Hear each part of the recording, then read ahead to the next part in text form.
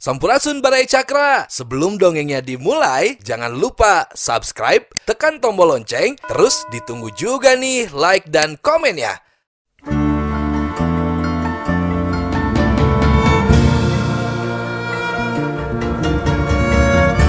Baraya Cakra, parantos waktosna 80,5 FM Radio Cakra, midangkeun dongeng Sunda Dora-Dori.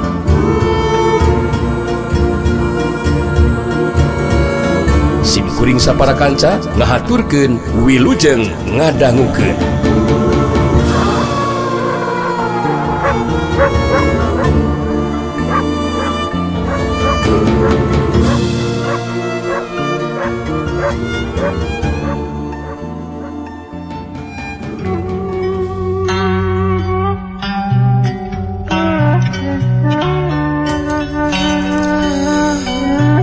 Sawatara waktu Ratu Arum jeung Nyimimi anjog ka kebon Mang Ahim.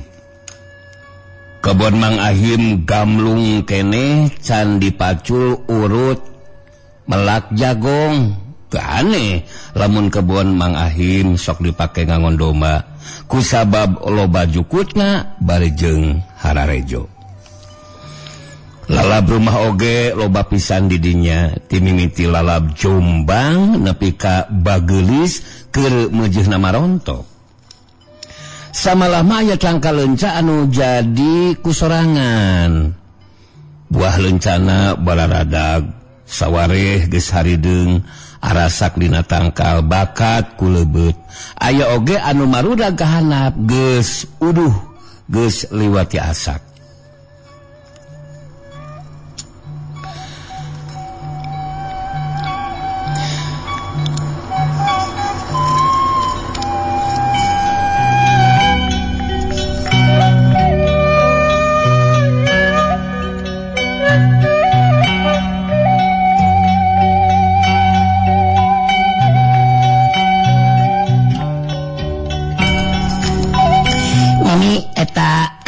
Lencajeng anu asakna nya sawareh urang jieun lalab sesana urang jieun karedok leunca di imahnya uing rek muneur Jombang jeung Bagelis ya sake marontokna geuningan ceuk nyiting bari jongjon we muneur Jombang jeung Bagelis anu keur mareujeunna marontok. Ratu Arum tenemalan terus we mupu leunca anu keur meujeuhna meh priyo buahna. Ratu Arum kacida resepna sabab cangka leunca aya kana duana sarua laleubeut. Tiap mangaran heureuteu mung ku buah leuncana. Sakapeung sok diasaan ku Ratu Arum. Buah leunca anu geus hideung karasana amis. Cag deui kanu harejo keneh karasa peuheur. Ratu Arum kurang resepeun kana leunca mah tapi najan kitu buah leunca kabeh dipupu samalah mah anu marudag oge di wadahan. Rengse mupu buah leunca Ratu Arum diuk bari nangunjar lambar. Buah leunca meunang mupu ditunda deukeut endong bekalna. Ngiting oge geus rengse tina nguneurna Jombang jeung Bagelis teu serikna ngunung-ngunung minuhan endong. Mimi urang dahar teu kuat ieu beuteung geus meureuit kieu lapar ceuk nyiting bari muka wadah bekalna. Lain rarese si tapi loba pisan nguneurna menges tong loba huntu uing elek dahar ya. Ratu Arum teu malire ka nyiting dekul we dahar miheulaan. Pano nyiting ngadila ka Ratu Arum tapi tuani cacarita. Ratu Arum tongoy ngahanca alasna daharna segutna keranan. Dengan sangu ukur jeung pais peda di Surawungan. Pantes barayanya. Diembohan ku angeun tong tolang jeung goang. Dina waktu nungan sakedeung Ratu Arum geus rengse tina daharna. Regot we nginum. Nyiting tangka buncelik. Sabab maeh nama karek-arek nahuap tapi Ratu Arum mah daharna geus cacap. Duh.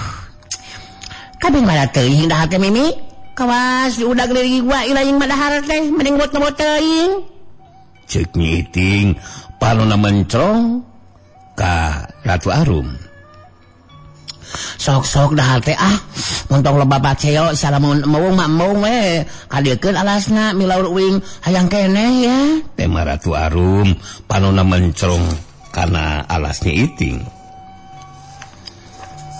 Menye meni hayang tami saeuteun teh dasar ieu mah lawak mimi nah meni teu hanteu batu mah ieu dek meak sapiring galila tara aya kabancetan dinya teh cek Iting bari ngadekul dahar. Ari Ratu Arum ukur nyekikik seuri cik wadah leunca kadiekeun eta Mimi ngeunah meulana leunca dadakan mah. Ratu Arum teu nemalan sorbae wadah leunca digeserkeun ka lebah Nyiting. Nyiting nyokot leunca terus we dihuapkeun kadenge pating celetruk tina baham Nyiting anu keur ngadahar leunca. Ratu Arum tiba ngareret we sakedeung. Lantaran manehna mah geus apaleun lamun buah leunca karasana peuheur. Ngantelila di antarana kadenge Nyi Iting babalongkengan utah uger. Puguh we Ratu Arum ngaranjug. Gentak we tumanya. Kunaon ilang teh Iting kunaon? Iting kunaon? Nyi Iting teu nemalan. Terus we ongkek-ongkekan bangun ribuhna keranan. Beungeut Nyi Iting pias panonna Cirambayan balas utah-utahan. Ieu mah kasila pisan Nah nih, telengas-telengas teuing Mimi. Cek Nyi Iting bari nyokot cai nginumna dipake kekemu. Nah, wing nu katempuhan sa Iting memang wing teh salah naon. Tingali ku lain sa Mimi Tampo dina wadah leunca aya naon ditingalikeun iya. Ratu Arum gancang we nyokot wadah leunca. Jalak ilik imut pisan tapi tayana naon ukur buah leunca anu ngajarentul. Tayana naon sa Iting Mantok sok nyalakeun hakaneun pamali Iting eteun teh nemuleukeun ka hakaneun. Tema Ratu Arum bari lunak di wadah leuncana. Dasar mata pedas sama Mimi dada ya tinggalikeun dada. Cek Nyi Iting bari nyokot wadah leunca. Sanggeus milihan leungeun Nyi Iting ditamprakeun ka Ratu Arum. Tenyo ku ilaing Mimi tenyo ieu mah tai domah nu geus garing deuleu lain buah leunca. Hira teu bisa ngabedakeun antara buah leunca jeung tai domah. Cek Nyi Iting deui bari terus cumiduh ngarasa sebel jeung mural keneh. Basa tadi ngabaheum leunca karasa ku Nyi Iting aya nu ngeres sarta bau meledos. Ana disidik-sidik kana ala sing horeng buah leunca ngahiji jeung teh domba anu garing. Tangtu we kasamaran tinggal. Sabab buah leunca anu asak sarimbag pisan jeung teh domba anu geus garing kapoe. Anu teu merapna ka Nyi Iting matak mural kana beuteung. Nepi ka akhirna Nyi Iting ongkek-ongkekan utah uger. Keun bae sa Iting ubah deuleu. Keun bae dasarua pada baruleun sagede buah leunca eta teh domah teh. Cek Ratu Arum bari nyekikik seuri. Nyi Iting teu nemalan ukur mencetan beuteungna anu karasa seueur keneh.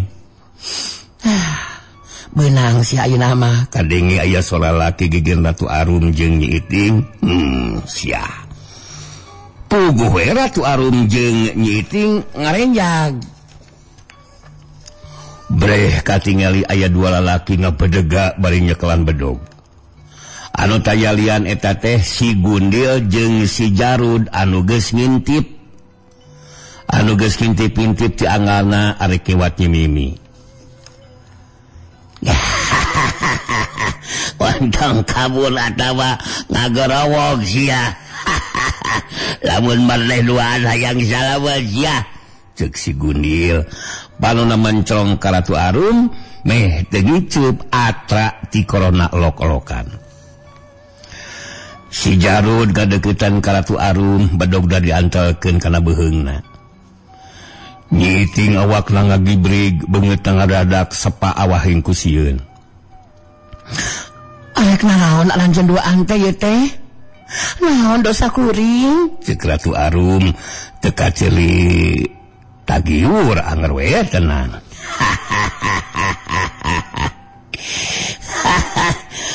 Elah, bentang lebat kakanya lamun hayang salamet.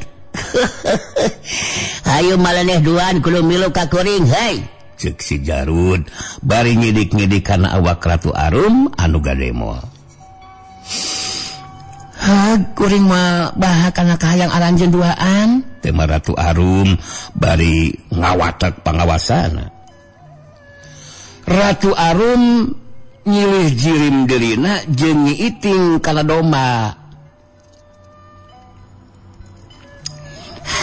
Hade hayu ini ayeuna keneh sia. Cek si Gundil bari terus nungtun Ratu Arum satengah digusur kitu deui si Jarud nungtun nyiiting teh serikna didurugdug. Ari nyiiting ukur colohok sabab dumadakan jug aya domba di dinya. Anu leuwih helok pikeun nyiiting lalaki duaan pating derig-derig narungtun domba bari heumpangna rurusuhan. Tapi pikeun si Gundil jeung si Jarud mah pangrasana keur nungtun nyimimi jeung nyiiting. Hayu iting urang balik antapkeun laki. Ucut burung kitu mah tah si lalokeun tetelo antapkeun. Cek Ratu Arum bari ngelawel endongna terus we ini tidinya. Nyiiting tangka ngagurubuk gancang nyokot babawanana terus we lempang nyusul ka Ratu Arum. Ari si Gundil jeung si Jarud terus we lempang gagancangan bari narungtun domba kasieunnan kapanggih ku nulian. Ari nu keur ngangon domba kabeneran ngalerek ka palebah si Gundil jeung si Jarud anu keur nungtun domba bari rusuhan. Buguh we nu ngangon ka cidarebeseunana. Geus teg lamun eta dua jalma teh anu maling domba ingunanana. Tu anta parah di anu ngangon domba ngagorowok taikna keranan. Oi, bangsat oi! Aya bangsat domba euy! Hohohohoy! Cek anu ngangon bari ngabaratek lumpat ngudag ka si Gundil jeung si Jarud. Anu sarwa keur ngangon pating raringeuh. Ngan samangsa batuna katingali keur lumpat bari nyebut bangsat. Ngan berebet we marahna oge lalumpatan hudag baturna bari sarua pating corowok nyebut bangsat. Si Gundil jeung si Jarud pating raranjug. Geus boga sangkaan lamun ketakna geus katohyan kudulian. Meh barengan sakilat si Gundil jeung si Jarud manggul dombana. Berengbeng si Gundil jeung si Jarud kabece lumpat teu serikna sagala diluncatan pating korobas kanu barala.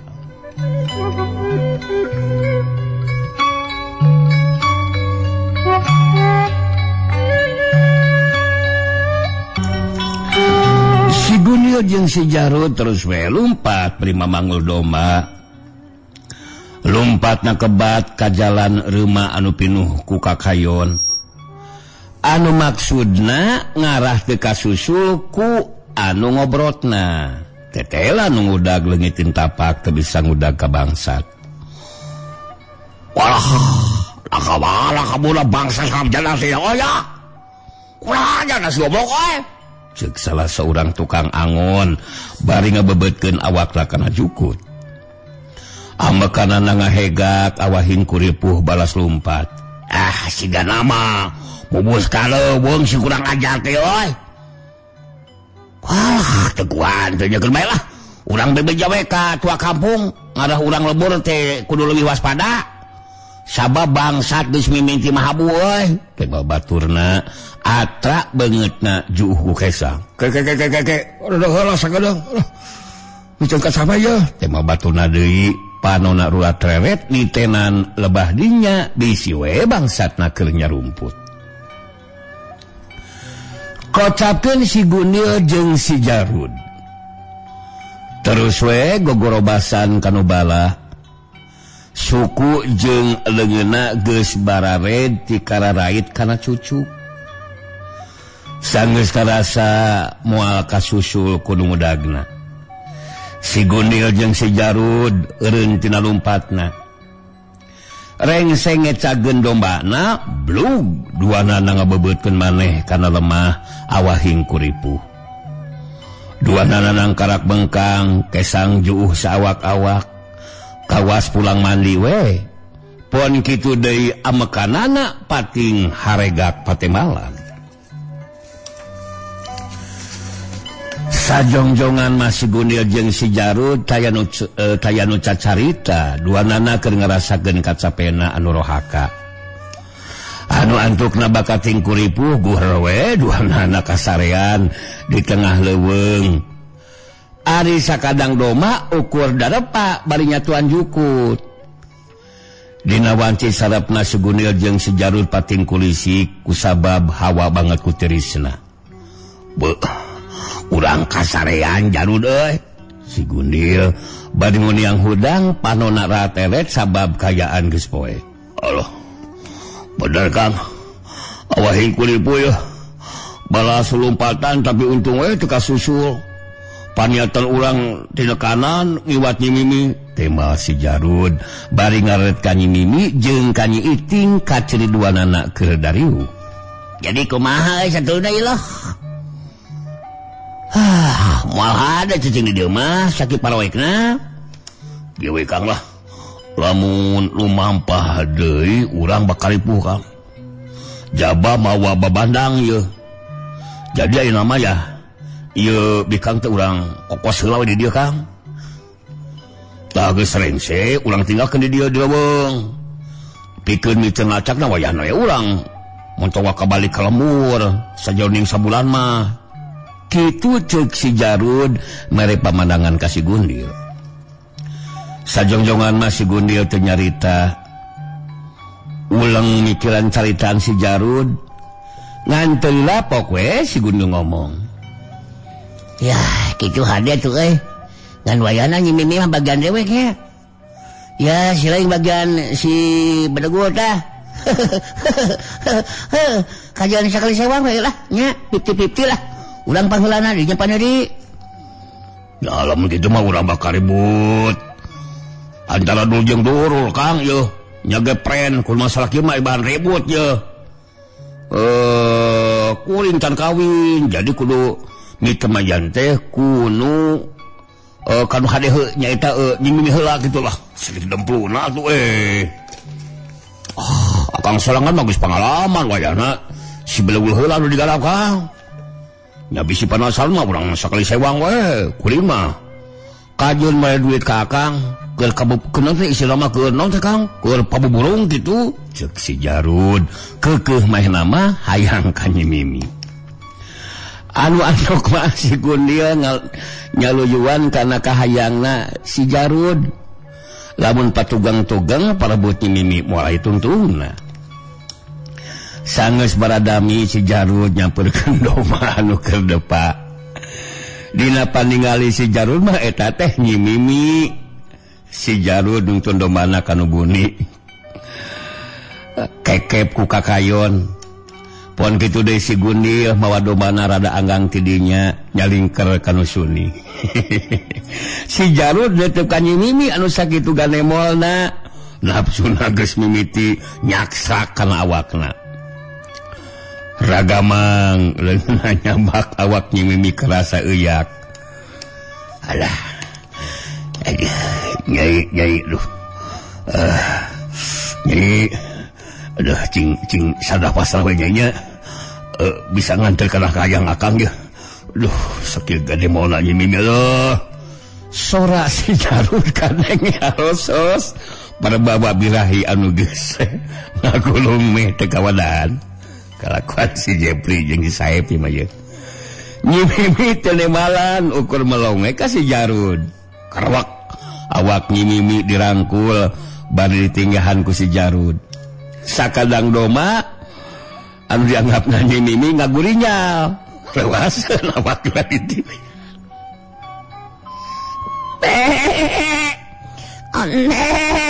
domba ngaberele grubug si Jarud ngagurubug bari ngorejat panona buncelik ningali kana domba si Jarud gigih kana panona bisi bae salah paningali keukeuh anu aya di hareupeunana sakadang domba anu keur depa Rai bulu punuk si Jarud ngadadak muriding. Si Jarud boga angkeuhan lamun dedemit anu ngageugeuh di eta leuweung geus nyilih nyimimi jadi domba. Ingat kadinya ngan pudong-bong si Jarud lumpat teh serikna notok-notokkeun maneh teu nolih ka baturna si Gundil. Gorobas si Jarud lumpat gogorobasan kanu bala. Geus mikirkeun leungeun jeung sukuna anu barared balas ti kalarait. Kocapkeun si Gundil, yeuh barat sakra, manehna geus ngalaan calanana samangsa arek lindihan Nyi Iting.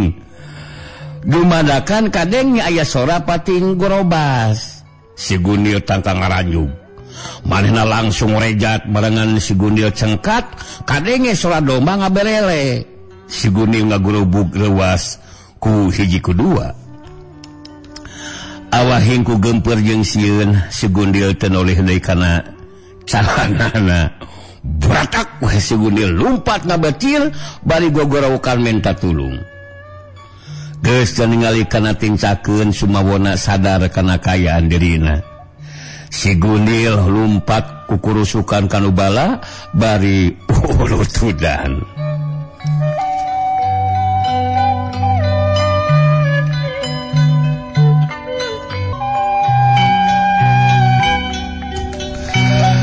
Kocapkeun kaayaan di hiji lemur anu katelah Ciangsana. Hiji lemur anu kawilang gege ku pangeusina eta Ciangsana teh. Lemur Ciangsana tepatnya jauh ti lemur Nagrak ukur sajam ku dadarat mah atau ku badarat. Mangsa baheula lemur Ciangsana kacida nanjeur pamorna. Jalma-jalma pada apal ka lemur Ciangsana. Geus moal bireuk deui mun seug aya jalma nanyakeun lemur Ciangsana, sabab lemur Ciangsana geus raket jeung ronggeng cahya sumirat. Najan kiwari geus taya di ronggeng ti lemur Ciangsana. Tapi balarea moal poho kana ngaran lemur Ciangsana anu kungsi sohor. Di hiji imah anu rada nengang tinu sejen kaasup imah buhun. Lantaran model imahna masih keneh kabaheulaan pisan, tapi najan kitu kaayaan didinya kacidara resik jeung bararesih. Eta imah teh ditinggal Kilendra, pupuh lingkung seni ronggeng cahya sumirat. Ari Kilendra boga budak hiji anu ngaranna nyeta Kijar Kasih, tapi geus taya di kieuna geus lila tirar dunya. Turunan Kilendra ukur aya 2 nyeta Jang Ahmad jeung Jang Sugih anu taya lian anakna Kijar Kasih incuna Kilendra. Harita ka imah Jang Ahmad kadatangan adina Jang Sugih. Ari Jang Sugih cicingna di lemur Nagrak. Lantaran pamajikanana urang lemur Nagrak anu ngaranna Teh Lilis Deredet. Jang Ahmad sorangan can kawin. Najan umur geus 21 taun kapiheulaan ku adina nyita Jang Sugih anu geus rimitan sarta boga anak hiji. Sageri lain ge. Nah, si Acep dibawa kan? Cek Jang Ahmad, tumanya ka adina Jang Sugih. Ari Acep teh anakna Jang Sugih. Alona Jang Ahmad anu umurna karek lincak 2 tahun. Pangesto Kang. Nyita si Acep teh keur areeng sidik. Di ongklek bae ku biangna. Duh, ku hanteu. Ke Ari Umi ka mana Kang? Temal Jang Sugih bari tumanya ngeunaan indungna Umi Encum anu taya di dinya.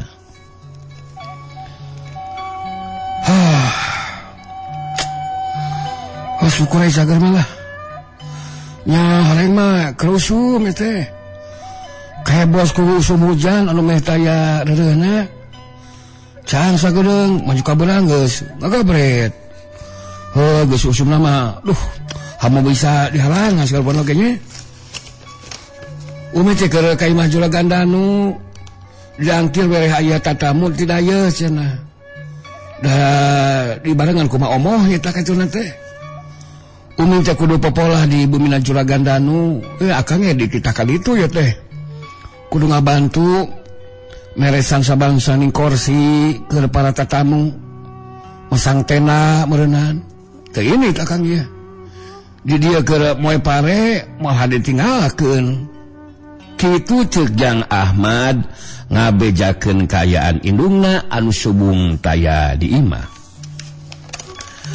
Ari Juragan Danu minangka jalma pangjegudna di lemur Ciangsana, sobat bapana samangsa jumeneng keneh. Lain Kang, pangabdi ka dieu teh nyitaya perkara anu kawilang penting gitu. Nya sasatna mah yang ngobrol jeung akang gitu. Ceuk Jang Sugih nepikeun pamaksudan nakalan ceukna Jang Ahmad. Nya poke atuh caritakeun ge. Ngalamun perkara duit mah akang taluk keur teu boga ieu teh. Pada oge can kajual. Sababara sekene jabading loba nu hapa walon Jang Ahmad bari nyelenge seuri. Alah lain perkara acis Kang. Ieu mah perkara anu sejena. Saukur hayang awangkong babal gonjangan ya mah. Nyapek wae geuna cumarita ge.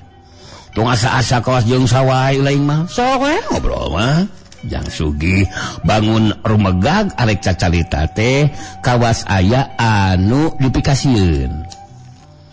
Ngantelina pok we Jang Sugih ngawakca. Kang kuring hayang nanjerkeun di lingkung seni Ronggeng Cahya Sumirat ieu teh. Nya ditinggal aki urang, Jang Ahmad cangkang ngaranyug ngadenge kekecapan adina teh. Kusabab teu ngimpi-ngimpi acan sumawona ingetkeun perkara ronggeng mah lantaran geus puluhan tahun kaliwat samangsa jenat akina jumeneng keneh.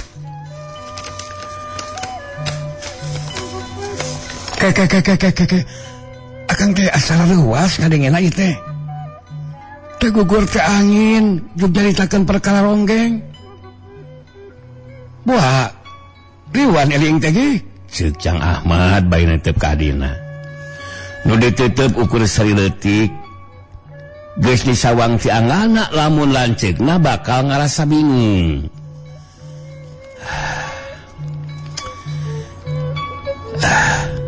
Ya geus pasti akang bakal nyangka kuring keur ngalilur atawa ngimpi Kang.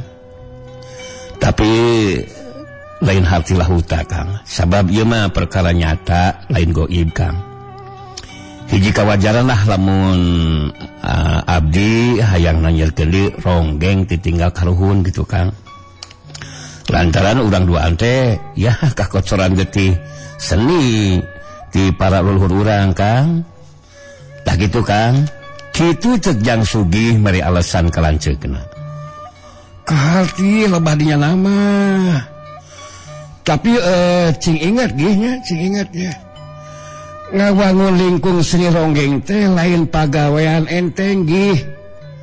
Tapi kacida banggana. Lain ku masalahnya ngeronggeng lah, tapi pikeun ngawangun ti awalna gih. Sok omo geus ronggeng kancra medar anu nanjeur ti mangsa bihari nepikeun kaki wari. Geus tangtu balarea moal ngaret ka ronggeng anu anyar anu tacan karuhan siga kumaha. Jang Ahmad mere wewengan ka adina atuh Jang Sugih lain ngaletikan hati tapi memang kacida banggana ngabangun lingkung seni ronggeng anu geus lawas tilem. Nya ari ngemut kalbadinya nama abdi oge pasti ngaraos abot Kang. Tapi ya urang kudu inget Kangnya. Ingat kumaha ge? Saur bapa, aki urang nepahing pati samangsa keur meujeuhna nanyeur Kang. Samalah mah maotna aki urang teh teu munasabah. Lain harti teu munasabah maot kasaran ku dedemit, tapi maot teu pupuguh kawas aya anu delekang haja di alapatina. Mangga eta mah non teh emut ku akang. Jang Ahmad gahuleng ngadenge kekecapan adina Jang Sugih. Memang anu dicaritakeun ku adina teu mencog sarua pisan jeung dongeng ti jeunat bapana.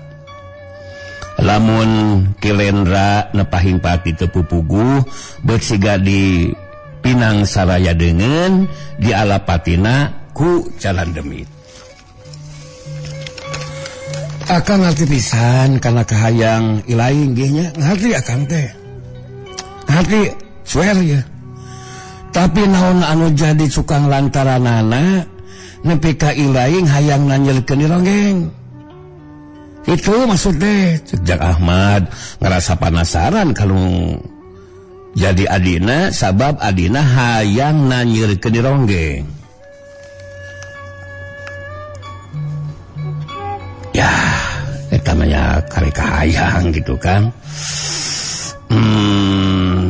Ya urang guare ku abdi ngarah akang teu poekeun teuing gitu. Kieu Kangnya di Lemur Nagra Kangnya aya hiji wanoja anu ngaranna Nyi Mimi. Sangarana Nyi Mimi Kang. Ari tangtunganna mah kawas awewe sejena ya jajar pasar lah.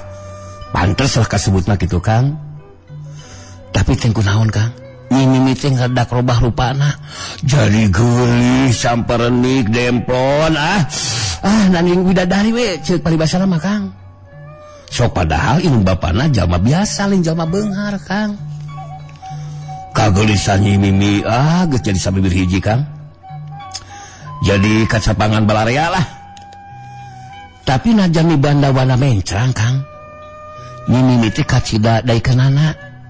Maksudnya nya daikanana lah. Tara era gawe di kebon, tara embung najan kudu kukurusukan. Padahal musik ningali tangtungan Nyi Mimi mah matak moho nu nenjo sakitu ganemolna. Aduh, kamu digamarkeun mah aduh. Kulit koneng umyang irung kuung-kuungan atuh ieu non teh rambut galing muntang, imit dempok biola teh lah. Geus lempang teh ngalangewar Kang. Alah, siga nu ampun-ampunan Kang tah. Aduh, siga nu ngagupayan. Si Arabe sugan mah Kang.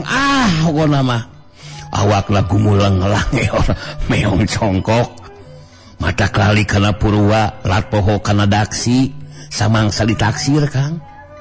Pokona mah cihuy pokona mah. Kitu pokona Jang Sugih mangsa harita. Ngajentrekeun karancekna anu jadi sabab dirina hayang ngawang deui ronggeng titinggal karuhuna. Ngomongna bari papata awahingku hayang katanggap kudu jeung lancekna. Jang Ahmad tangka ngagak-gak seuri ningali pola adina.